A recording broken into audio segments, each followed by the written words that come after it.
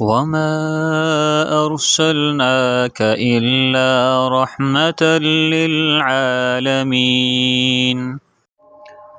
ان پتھروں پہ چل کے آ سکو تو آؤ، ان پتھروں پہ چل کے آ سکو تو آؤ، میرے گھر کے راستے میں کوئی کہکشاں نہیں ہے۔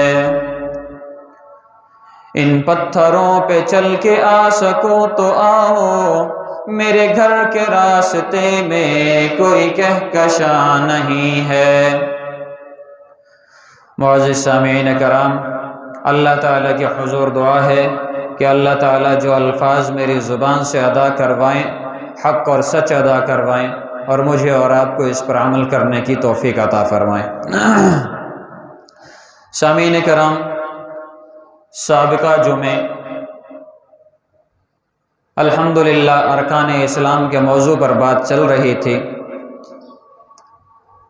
ارکان اسلام میں سب سے پہلا رکن توحید و رسالت کا ہے، اس کے بعد نماز کا ہے۔ ارکان اسلام کو ہم پہلے رکن کو ہم سمجھ چکے،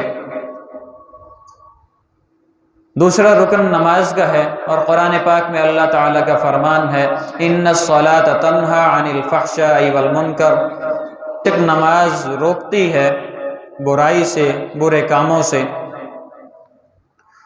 فحاشی سے، عریانی سے، فحش باتوں سے، فحش چیزوں سے،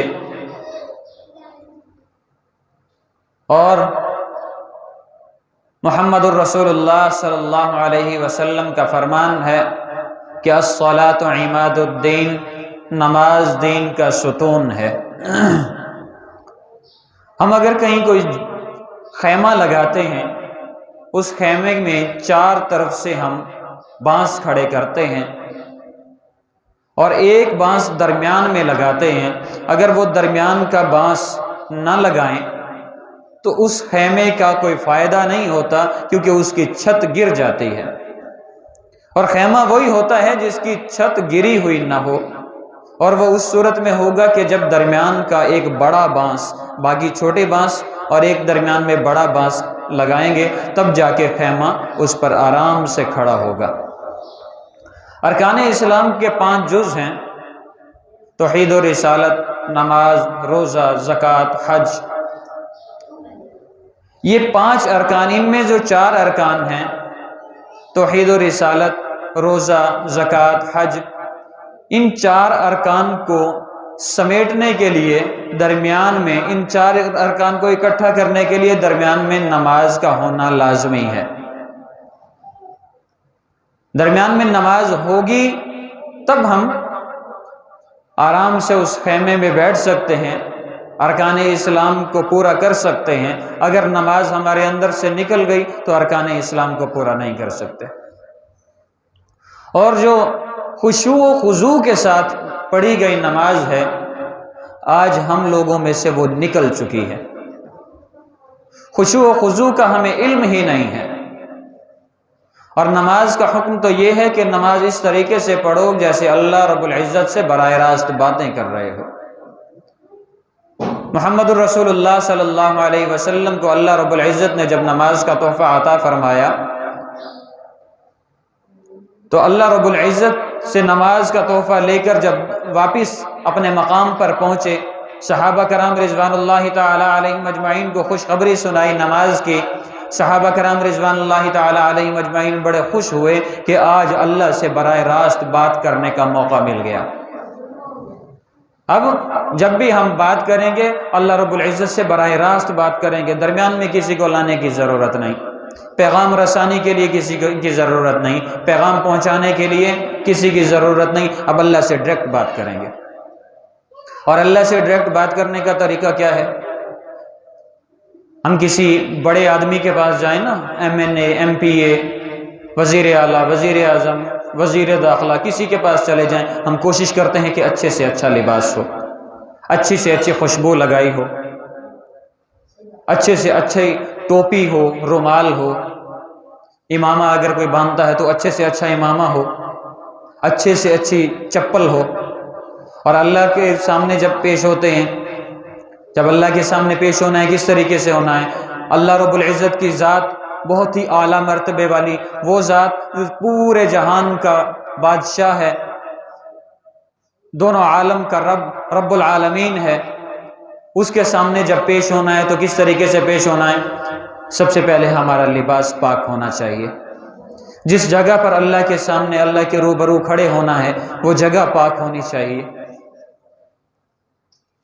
سر پہ ایسا کپڑا ہونا چاہیے جسے پہن کر اگر میں باہر گھومتا ہوں تو مجھے فخر محسوس ہونا چاہیے۔ آج کل ہم نے ایک عام روٹین بنا لی ہے کہ مساجد میں پلاسٹک کی یا کھجی کی ٹوپیاں رکھ دیتے ہیں۔ بظاہر ہم یہ سمجھتے ہیں کہ ہم بہت ہی نیک عمل کر رہے ہیں۔ کیا کھجی اور پلاسٹک کی ٹوپی پہن کر ہم فخریہ طور پر باہر گلیوں میں یا اپنے دوستوں میں، اپنے رشتہ داروں میں، عزیز و اقارب میں، بازار میں گھوم سکتے ہیں؟ ہمیں بڑا عیب محسوس ہوتا ہے کہ یہ پلاسٹک کی ٹوپی میں نے پہن رکھی ہے، لوگ کیا کہیں گے مسجد کی ٹوپی چوری کر کے آیا ہے، چونکہ وہ مسجد کی ٹوپی اسے لیبل لگ گیا ہے، یعنی کہ اس ٹوپی کو پہن کر میں عیب محسوس کرتا ہوں کہ یہ ٹوپی میں پہنوں۔ نہیں یار، میری دوستوں میں تو کوئی قدر نہیں رہے گی، میرے رشتہ داروں میں قدر نہیں رہے گی، بازار میں جاؤں گا لوگ کیا کہیں گے، یار اس نے پلاسٹک کی ٹوپی پہن رکھی ہے، غریب انسان۔ کھجی کی ٹوپی پہنتا ہوں تب بھی یہی حال ہوتا ہے۔ یعنی کہ جس ٹوپی کو پہن کر مجھے باہر نکلنے میں قباحت لگتی ہے اس ٹوپی کے ساتھ نماز نہیں ہوتی۔ یہ بات کی باتیں ہیں کہ وہ پلاسٹک کیسا تھا، کہاں سے آیا، کس سے لیا، کس سے نہیں لیا، کسی گند سے اٹھایا یا صاف جگہ سے اٹھایا، وہ ایک بات کی بات ہے، وہ جب اس کی تہہ میں جائیں گے تب پتہ چلے گا کھجی کیسی تھی، کہاں سے آئی، کس جگہ لگی ہوئی تھی، یہ بھی بعد میں پتہ چلے گا۔ سب سے پہلی بات یہ ہے کہ مجھے پہن کر فخر محسوس ہوتا ہے۔ اگر وہ ٹوپی پہن کر مجھے فخر محسوس ہوتا ہے پھر تو ٹھیک ہے، اگر وہ ٹوپی پہن کر گلٹی فیل کرتا ہوں تو پھر اس ٹوپی سے نماز بھی جائز نہیں ہے۔ اور دوسری بات، ایک اور بھی مسئلہ بڑا اہم ہے، وہ یہ کہ اگر مسجد میں ٹوپیاں رکھی ہوئی ہیں تو وہ مسافروں کے لیے ہوتی ہیں۔ مسجد کی کوئی بھی چیز مسجد کو آرام گاہ مسافر بنا سکتا ہے، مسجد کی ٹوپی مسافر استعمال کر سکتا ہے، مسجد کا پانی مسافر استعمال کر سکتا ہے، بیت الخلاء مسافر استعمال کر سکتا ہے۔ آج کل ہم لوگوں نے ایک بس ٹرینڈ بنا لی ہے اور کچھ نہیں، حقیقت یہ ہے کہ یہ مسافروں کے لیے چیزیں مہیا کی گئی تھیں۔ اس سے پہلے مساجد میں یہ چیزیں نہیں ہوا کرتی تھی، یہ گھر سے کر کے آنے کی چیزیں تھیں۔ جب مسافروں کو تنگی ہونے لگی، مسافروں کی تنگی دیکھ کر ان چیزوں کو باقاعدہ مساجد میں باقاعدہ لگائی دی گئی تاکہ کوئی بھی آنے جانے والا مسافر اس چیز سے دقت محسوس نہ کرے۔ دوسرا یہ کہ جب یہ تمام ارکان ہمارے پورے ہوں گے، میرا جسم پاک، میرا لباس پاک، میری جہاں پہ جگہ اللہ سے رابطہ کرنے کی جگہ وہ جگہ پاک، اور چہرہ قبلہ رخ جب ہوگا اس کے بعد ہم کیا کرتے ہیں؟ تکبیر تحریمہ پڑھتے ہیں اور اس چیز کو ظاہر کرتے ہیں، ثابت کرتے ہیں، گواہی دیتے ہیں کہ اللہ اکبر، اللہ کی ذات سب سے اعلیٰ و ارفع ہے، سب سے بڑی ہے، اللہ سب سے بڑا ہے، اللہ کے بعد کوئی بڑا اگر ہے تو محمد الرسول اللہ صلی اللہ علیہ وسلم ہے، اور اللہ سے بڑا کوئی نہیں ہے، اللہ سے بڑی کوئی ذات نہیں، اللہ سب سے بڑا ہے، اس چیز کی گواہی دیتے ہیں۔ اس کے بعد ہم کہتے ہیں سبحانک اللہم، پاک ہے میرا رب، تو اے میرا پروردگار تو پاک ہے، وَبِحَمْدِكَ، تمام تعریف تیرے لیے، وَتَبَارَكَ اسْمُكَ، تیرا نام برکتوں والا، وَتَعَالَى جَدُّكَ وَلَا إِلَٰهَ غَيْرُكَ، اللہ کی حمد و ثنا ہم بیان کرتے چلے جا رہے ہیں۔ اور اس کے بعد ہم کہتے ہیں اعوذ باللہ من الشیطان الرجیم، پناہ مانگتا ہوں میں اللہ شیطان مردود سے، بسم اللہ الرحمن الرحیم، اور یا اللہ میں شروع کرتا ہوں تیرے پاک نام سے۔ یا اللہ تو بڑا غفور الرحیم ہے، رحم کرنے والا ہے، بڑا مہربان ہے۔ یا اللہ میں عاجزی کے ساتھ تیرے سامنے کھڑا ہوں، ہاتھ باندھ کر کھڑا ہوں، سر جھکا کر کھڑا ہوں، نگاہیں جھکی ہیں۔ اور جب انسان یہ کام کرتا ہے تو اللہ تمام فرشتوں کو اکٹھا کرتے ہیں، آواز دیتے ہیں، ملائکہ جلدی بھاگ کر آؤ، دوڑ کر آؤ، دیکھو۔ ملائکہ کہتے ہیں یا اللہ کیا ہوا؟ اللہ فرماتے ہیں کہ تم نے کہا تھا جب میں نے آدم علیہ السلام کو بنایا تھا، تم نے کہا تھا کہ یا اللہ تو اپنا خلیفہ بنا کر دنیا میں بھیج رہا ہے، یہ تو دنیا میں فساد پھیلائیں گے، اور اس دن میں نے کہا تھا کہ یہ فساد نہیں پھیلائیں گے، ان میں سے ایسے بھی ہوں گے جو میرے سامنے سر جھکا کر کھڑے ہوں گے، جو میری حمد و ثنا بیان کرنے والے ہوں گے۔ اس کے بعد انسان کہتا ہے الحمدللہ رب العالمین، تمام تعریف اس اللہ کے لیے جو سارے جہانوں کا رب العالمین ہے۔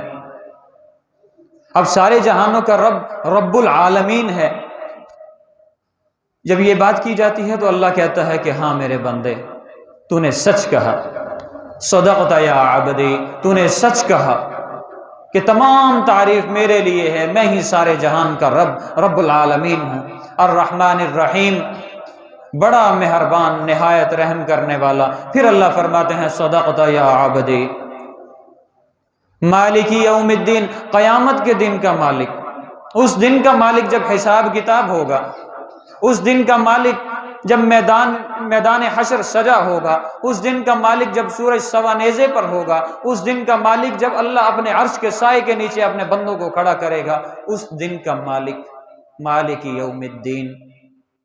ایاک نعبد و ایاک نستعین، اس کے بعد ہم اللہ سے عرض کرتے ہیں کہ یا اللہ میں تیری عبادت کرتا ہوں، تجھ ہی سے مدد چاہتا ہوں، یا اللہ میری عبادت کی جگہ کوئی نہیں، یا اللہ میرا مددگار کوئی نہیں، یا اللہ میرا مشکل کشا کوئی نہیں، یا اللہ میرا حاجت روا کوئی نہیں، میں تجھ ہی سے اپنی حاجات پوری کرنا چاہتا ہوں۔ ایاک نعبد و ایاک نستعین، تیری ہی عبادت کرتے ہیں اور تجھ ہی سے مدد چاہتے ہیں۔ اہدنا الصراط المستقیم، یا اللہ مجھے سیدھا راستہ دکھا۔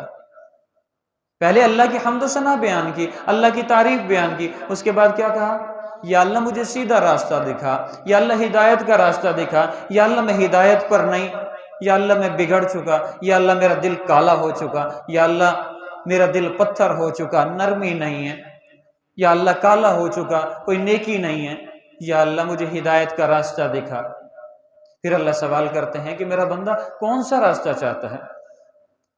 تو بندہ کہتا ہے صراط الذین انعمت علیہم، یا اللہ مجھے وہ راستہ دکھا جس پر تیرا انعام و کرام ہوتا ہو، یا اللہ مجھے وہ راستہ دکھا جو دنیا میں بھی تو اچھائی، جس سے دنیا میں مجھ تک اچھائی پہنچائے، قبر میں مجھ تک اچھائی پہنچائے، قبر میرے لیے روشن کر دے، حشر میرے لیے آسان کر دے، جنت میرے لیے آسان کر دے، پل صراط میرے لیے آسان کر دے، حساب کتاب میرے لیے آسان کر دے، یا اللہ مجھے وہ راستہ دکھا جس پر تیرا انعام و کرام ہوتا ہو۔